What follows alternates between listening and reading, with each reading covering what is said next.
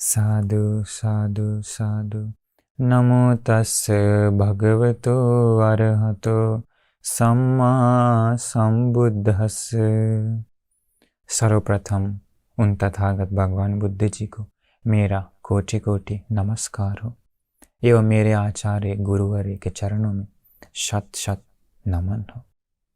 नमो बुद्धाय। आज हम आप लोगों को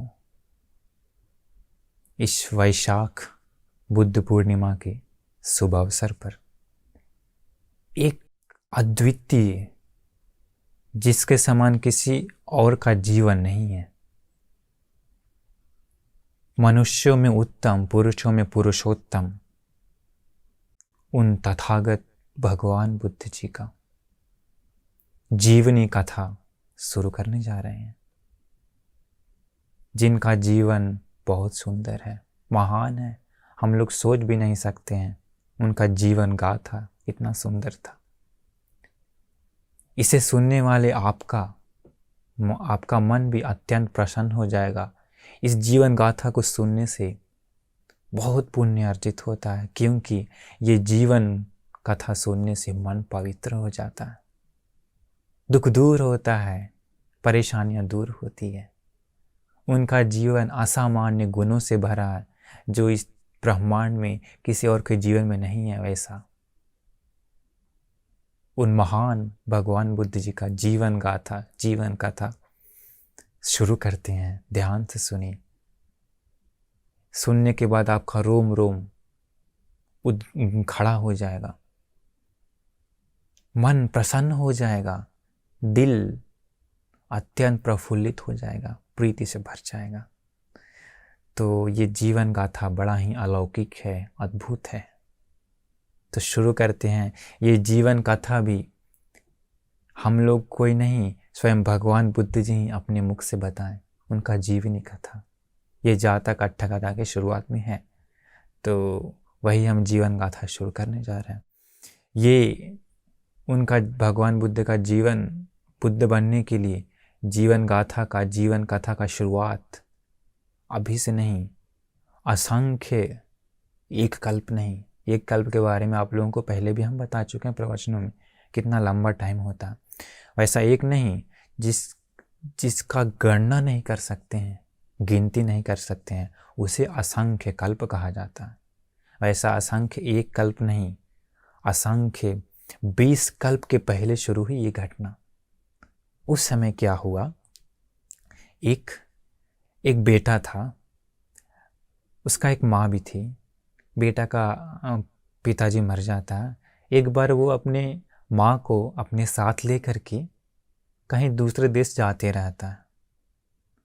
नौका पर चढ़कर जाते समय क्या हुआ पता है?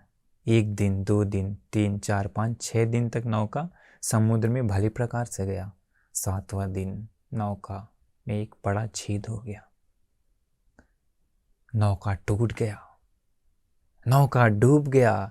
सारे आदमी नौका की सब समुद्र का ग्रास बन गए, मृत्यु का ग्रास बन गए। वो जो कुमार था, वो जो लड़का था, वो भी वो तैरने आता था। वो तैरते रहते तुरंत अपनी माँ की ओर देखा, मेरी माँ कहाँ है? वो देखा मेरी माँ डूब रही है। वो तुरंत झपक करके तुरंत तैर करके अपनी माँ के पास गया। वो सोचा मैं अपनी माँ को मैं मरने कैसे दे सकता हूँ, वे मेरी जननी है, इसने मुझे जन्म दिया है। वो तुरंत क्या किया, अपनी माँ को अपने कंधे पर ले लिया। ले करके जिस समुद्र में, जिस सागर में छोर नहीं दिखता है, किस ओर जाना है, किस ओर धरती है, वो दिखता नहीं, केवल पानी ही पानी दिखता है। उसी सागर में वो अपनी माँ को कंधे पर लेकर तैरना शुरू कर दिया। किस विचार से? एक ही विचार था, अपनी माँ का जान बचाना है। अपनी माँ का जान को बचाने के लिए वो अपना जान कुर्बान कर दिया। अपने जान को नहीं देख रहा, अपनी माँ को बचाना, ऐसा संकल्प ले लिया। अभी तैर रहा है, लहरों से टकराते हुए, प्रचंड प्रचंड तीव्र तीव्र हवा चलते समय भी, बहुत सारे तरंग उठते समय भी वो सारे तरंगों को, लहरों को चीरते हुए वो तैर रहा है। 1 दिन तैरा, 2 दिन तैरा, सोचिए, ना खाना ना पानी, पानी भी नमकीन है कैसे पी सकता है, परंतु वो एक ठान लिया था, मैं अपनी माँ को बचा कर रहूँगा। अभी तैरते तैरते गया, 6 दिन बीता। 7वां दिन एक ब्रह्मराज था, ब्रह्मलोक में अनागामी था। वो अनागामी ब्रह्म उसी समय बुद्ध के दुर्लभता के बारे में चिंतन मनन कर रहा था। उसी समय वो देखा एक व्यक्ति है जो सागर में सारे अपना प्राण को न्यौछावर कर अपनी माँ को बचाने का संकल्प ले 6 दिन से तैर रहा है समुद्र में। किस लिए? केवल एक वजह से, माँ को बचाने के लिए। वो ब्रह्मा सोचा, ये अगर बुद्ध बनने के लिए इसके मन में अंकुर डाल दिया जाए तो ये जरूर पूरा करेगा, बुद्ध बन सकता है, क्योंकि ये असामान्य व्यक्ति है, इसका संकल्प अनलिमिटेड है, असामान्य है, जो अपनी माँ को बचाने के लिए इतना मेहनत कर रहा है। वो ब्रह्म अपने शक्ति से उस व्यक्ति के मन में, उस बेटा के मन में वो विचार डाल दिया। उस ब्रह्म के अनुभव से तुरंत 7वां दिन छोर पर आ गया, धरती पर आ गया। माँ क्या किया, अपना बेटा को गले से लगा ली। अपने बेटे को गले से लगा करके माँ कहती है कि बेटा, तुमने आज मुझे बचाया है, बहुत मुश्किल से मुझे बचाया है, इसलिए बेटा जिस प्रकार तुम मुझे बचाए हो उसी प्रकार तुम इस संसार भवसागर में डूबे प्राणियों को भी बचाओ, मुक्ति दिलाओ। उसके लिए तुम बुद्ध बनने के लिए मेहनत करो। बेटा को भी आश्चर्य हुआ, अरे ये विचार तो मेरे मन में भी आया। उसी समय वो विचार समा गया था बेटा के मन में। तो वो थी शुरुआत घटना बुद्ध बनने के लिए। अभी हम आपको बुद्ध की जीवनी शुरुआत से बता रहे हैं, अद्भुत है। तो उसी समय वो विचार उसके अंदर चला गया, बैठ गया। इसके बाद क्या हुआ, अभी से असंख्य 4 कल्प और 1 लाख के पहले वही लड़का उस समय असंख्य 4 कल्प के पहले और 1 लाख कल्प के पहले एक राजघर में जन्म लिया, बहुत ही अमीर परिवार में। बड़ा होकर वो शादी नहीं किया, घर द्वार छोड़ तपस्वी बन गया। ध्यान समापत्ति उत्पन्न करके आकाश से जा सकता था, ऐसा ध्यान समापत्ति सिद्धि था उसके पास। एक दिन वो नगर में भिक्षाटन के लिए जा रहा था। जाते समय क्या हुआ, देखा गांव में कुछ बड़ा ही अद्भुत दृश्य है। वो नीचे उतरा आसमान से, पूछा क्या हो रहा है। गांव के लोगों ने बताया कि आज दीपंकर नाम का भगवान बुद्ध इस गांव में आ रहे हैं भिक्षाटन के लिए, भोजन के लिए, इसीलिए हम लोग सजावट कर रहे हैं। वो ऋषि बोला, ऐसा तो मुझे भी कोई पाठ दीजिए, जगह दीजिए सजावट के लिए। गांव वाले लोग सोचा रहे ये तो चमत्कार ही है, इसे कुछ थोड़ा मुश्किल वाला देते हैं, अपने चमत्कार से फड़क कर देगा, तुरंत कर देगा। गांव वाले लोग उसको एक कीचड़ भरा रास्ता को दिया, इसको तुम ठीक करो। वो ऋषि सोचा कि मैं तो इसे एक पल में अपने चमत्कार से तुरंत इस कचड़ा को हटा सकता हूँ, गंदा को दूर कर सकता हूँ, लेकिन नहीं, मैं अपने बाहुबल से मेहनत करके इसे पूरा करूँगा। वो क्या किया, चपड़ा से मिट्टी ले लेकर के उसी कीचड़ भरा पानी में डालने लगा। अचानक से चारों ओर शांति का वातावरण छा गया। भगवान बुद्ध आ गए, कंप्लीट भी नहीं हुआ इसका काम। अरे भगवान बुद्ध को कैसे हम कीचड़ भरे रास्ते से जाने दे सकते? नहीं नहीं, अभी भगवान बुद्ध करीब आ गए। वो क्या किया, तुरंत उसी कीचड़ भरे रास्ते पर लेट गया, कीचड़ में लेट गया। भगवान बुद्ध को बोला, हे भगवान, आप मेरे पीठ पर चढ़कर जाइए, आप कीचड़ में अपना कदम मत रखिए। भगवान बुद्ध चाहते समय उसके पीठ पर खड़ा होकर के एक भविष्यवाणी की उस समय, भिक्षुओं ये तपस्वी दिख रहा है, ये साधारण नहीं है, ये बुद्ध अंकुर है, भविष्य में होने वाला बुद्ध है। अभी से असंख्य 4 कल्प और 1 लाख कल्प के बाद भविष्य में गौतम नाम से यही बुद्ध बनेगा। ऐसा भगवान बुद्ध आशीर्वाद दे के चले गए। वो तपस्वी भी सोचने लगा, रही भगवान बुद्धों की वाणी कभी झूठ नहीं होती है, इसका मतलब मैं बुद्ध बनने वाला हूँ। ऐसा तो बुद्ध बनने के लिए मुझे क्या करना होगा? वो बैठ गया, बैठ कर ज्ञान से चिंतन करने लगा, क्या करना होगा। फिर धीरे धीरे उसे समझ में आ गया, ऐसा है तो मुझे बुद्ध बनने के लिए दान नाम की पारमिताओं को संपूर्ण करना होगा। शील, वैराग्य जीवन, निखम्म, प्रज्ञा, इसके बाद वीर अर्थात असामान्य प्रयास, खंति अर्थात सहनशीलता, इसके बाद सत्य, अधिष्ठान, मैत्री, उपेक्षा, ये 10 पारमिताओं को मुझे संपूर्ण करना होगा। ये विचार किया उसी समय वो तपस्वी बैठ करके पूरा का पूरा विचार किया, अच्छे से विचार किया, और इसी समय से वो संकल्प ले लिया, ऐसा है तो मैं आज से इस 10 पारमिताओं को पूर्ण करूँगा, अपना प्राण ही क्यों ना चला जाए, इसे प्रैक्टिस करूँगा। वो हो गई शुरुआत भगवान बुद्ध जी का उस समय से, बोधिसत्व का घटना। उसी समय से लेकर के वो इन 10 पारमिताओं को पूर्ण करते आए। 1 जन्म नहीं, 2 जन्म नहीं, करोड़ों जन्म नहीं, 100 करोड़ भी नहीं, 100 अरब भी नहीं, 100 खरब भी नहीं, जिसका गिनती नहीं कर सकते हैं, वैसा 1 कल्प नहीं, असंख्य 4 लाख कल्प बहुत दुख से, बहुत मुश्किल से पारमिताओं को पूर्ण करते आए। ये पारमिताओं को पूर्ण करना साधारण व्यक्ति के वश से परे है। बहुत दुख झेले, बहुत कष्ट झेले, पर उन गुणों को पूर्ण करते आए। उनको उसी संसार में दुख भी मिला, सुख भी मिला, लाभ भी मिला, अलाभ भी मिला, निंदा भी मिला, प्रशंसा भी मिला, परंतु उन सब के बीच अपने गुणों को धीरे धीरे धीरे धीरे धीरे प्रैक्टिस करते हुए, पकाते हुए आ गए। अभी वो पूरा पारमिताओं को पूर्ण करके अंतिम जन्म था मनुष्य वैश्यांतर जन्म।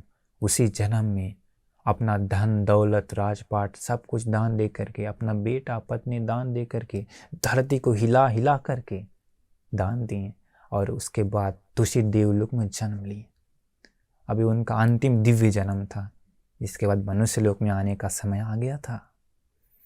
इसके बाद क्या हुआ, जब वो दूषित देवलोक में थे तब 10,000 चक्रवाल, नॉट एक चक्रवाल, 10,000 चक्रवाल के बहुत सारे देवताओं आकर के उस देवता के सामने, दिव्यराज के सामने ऐसे प्रार्थना करता है कि कालो यंते महावीर, हे महावीर, हे उत्तम मनुष्य, समय आ गया है, उपज्यमात कुछ यंग, माँ के गर्भ में जन्म लेने का, सदैव कंग तारयंतो बुझस्सु अमतंग पदंग। माँ के गर्भ में जन्म लेकर के देव मनुष्यों को तारने का, भवसागर से पार चलाने का समय आ गया है। अमृत मुक्ति, अमृत निर्वाण का पद बांटने का समय आ गया है। इसलिए हे महावीर, जन्म ग्रहण करिए मनुष्य लोक में। ऐसा देवताओं ने निमंत्रण दिया, परंतु वो देवराज खलबल नहीं हुआ कि हाँ ठीक है, तुरंत हमको जन्म लेना है। वो मनुष्य लोक की ओर देखा। 5 विलोकन कहते हैं उसको। जन्म लेने के लिए उचित समय है या नहीं, उसे काल कहते हैं। कौन से द्वीप में जन्म लेना है, द्वीप, कौन से देश में जन्म लेना है, देश, कौन से कुल में और कौन सी माँ के गर्भ में जन्म लेना है, ये 5 विलोकन देख करके वो देवराज आषाढ़ पूर्णिमा के दिन माँ के गर्भ में जन्म लेता है। जन्म नहीं, माँ के गर्भ में प्रवेश करता है। प्रवेश इस प्रकार से होता है। उसी समय कपिलवस्तु में शुद्धोधन राजा की पत्नी थी महामाया। तो उसी समय आषाढ़ पूर्णिमा के दिन वो दान वगैरह दे करके रात में सुख से सोई हुई थी। सोए रहते समय रात में एक बड़ा ही सुंदर, एक बड़ा ही मनोहर स्वप्न दिखता है। वो स्वप्न ऐसा था, वो स्वप्न दिखती है कि 4 महान देवताओं, 4 अद्भुत दिव्यराज उसके कमरे में आते हैं। कमरे में आकर के उसके चारों बेड को चारों ओर से पकड़ करके आसमान में उड़ जाते हैं। उड़ जा करके हिमालय में अनोतप्त नाम का एक अद्भुत सरोवर है, जो मनुष्यों, सामान्य मनुष्यों की आंखों से नहीं देख सकते हैं, दिव्य दृष्टि चाहिए। वहाँ लेकर जाता है और उसके बेड को रख देता, शैया को रख देता। उन चारों देवताओं का जो पत्नियां होती है, वो दिव्य पत्नियां आती है, आकर के इस देवी को उठाकर उसी सरोवर में स्नान करवाती है।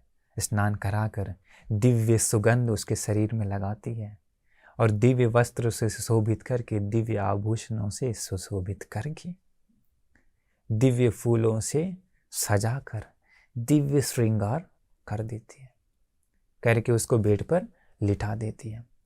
उसी समय क्या होता है, एक सफ़ेद हाथी का बच्चा आसमान से आता है, एक सफ़ेद कमल सुड़ में लेकर। वो सफ़ेद श्वेत हाथी का बच्चा आकर के 3 बार उसी देवी का परिक्रमा करता है, प्रदक्षिणा करता है। 3 बार प्रदक्षिणा करके वो सफ़ेद श्वेत हाथी दाहिनी ओर से उसी माँ के गर्भ में प्रवेश करता है।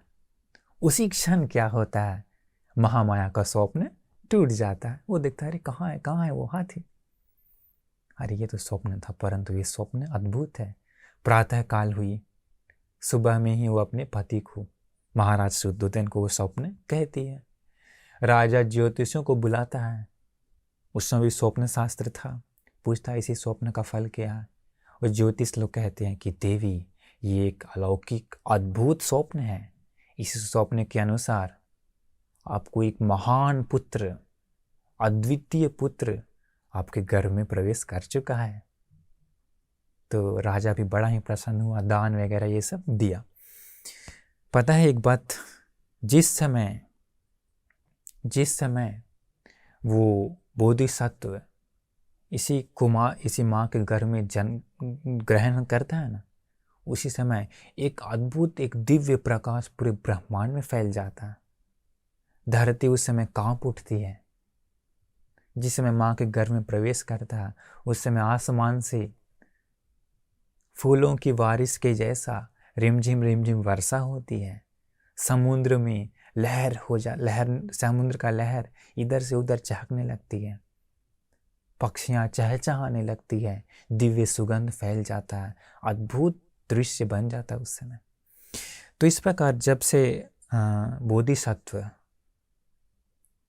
माँ के घर में प्रवेश करता है ना, उसी समय से पता है एक और अद्भुत कारण होता है क्या, उसी माँ का रक्षा के लिए, उसी कुमार के रक्षा के लिए 4 देवताओं गार्ड बन जाते हैं, उसी महामाया देवी का 4 देवताओं।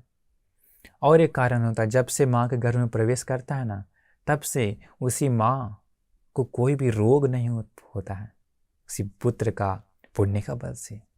और जब से गर्भ में ग्रहण करता, गर्भ में जाता है वो कुमार, उसी समय से क्या होता है, माँ ऑटोमेटिक शीलवान हो जाती है। माँ को मन में कोई भी पापी विचार नहीं आता है। माँ को पूरा सुख संपत्ति सब कुछ और मिल जाता है। देखिए एक बात है, जब कभी भी कोई पुण्यवान बालक किसी माँ के गर्भ में जाता है तो उसी कुल का, उसी घर का, उसी माँ का सब सुख सुविधा बढ़ जाता है। उसी प्रकार अगर कोई पापी आदमी, बहुत ही पापी अभागा इंसान किसी माँ के गर्भ में जाता है तो कभी कभी पूरा परिवार को दुख झेलना होता है। ऐसा होता है। तो इस प्रकार धीरे धीरे गर्भ बढ़ने लगा। जब पूरे के पूरे 10 महीने हुई, तब महामाया को अपने मायके जाने का मन किया। अपने पति को कहती है, राजा को, कि मैं जाती हूँ मायके।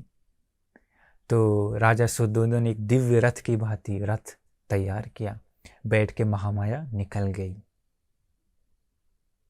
निकल जाने के बाद ये दिन था, वो दिन था, वैशाख पूर्णिमा का दिन था।